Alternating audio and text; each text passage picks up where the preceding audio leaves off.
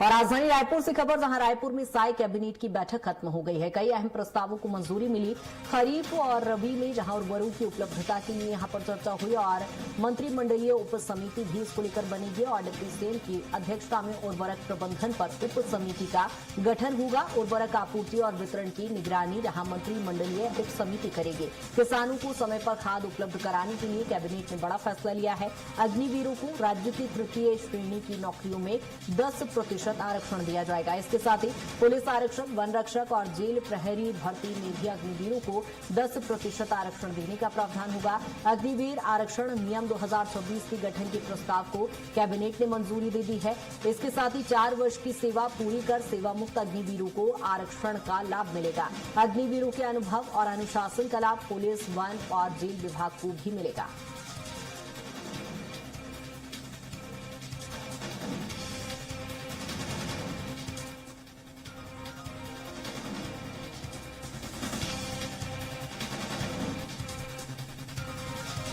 जहां साय कैबिनेट की बैठक में कई महत्वपूर्ण फैसले लिए गए। उर्वरकों की उपलब्धता के लिए जहां पर उप समिति का गठन होगा और अग्निवीर आरक्षण नियम 2026 के तहत भी यहां पर फैसला लिया गया है।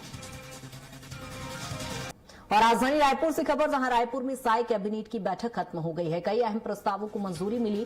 खरीफ और रबी में जहां उर्वरकों की उपलब्धता के लिए यहां पर चर्चा हुई और मंत्रिमंडलीय उप समिति भी इसको लेकर बनेगी और डिप्टी सीएम की अध्यक्षता में उर्वरक प्रबंधन पर उप समिति का गठन होगा। उर्वरक आपूर्ति और वितरण की निगरानी जहां मंत्रिमंडलीय उप समिति करेगी। किसानों को समय पर खाद उपलब्ध कराने के लिए कैबिनेट ने बड़ा फैसला लिया है। अग्निवीरों को राज्य की तृतीय श्रेणी की नौकरियों में 10% आरक्षण दिया जाएगा। इसके साथ ही पुलिस आरक्षक, वन रक्षक और जेल प्रहरी भर्ती में भी अग्निवीरों को 10% आरक्षण देने का प्रावधान होगा। अग्निवीर आरक्षण नियम 2026 के गठन के प्रस्ताव को कैबिनेट ने मंजूरी दे दी है। इसके साथ ही 4 वर्ष की सेवा पूरी कर सेवा मुक्त अग्निवीरों को आरक्षण का लाभ मिलेगा। अग्निवीरों के अनुभव और अनुशासन का लाभ पुलिस, वन और जेल विभाग को भी मिलेगा।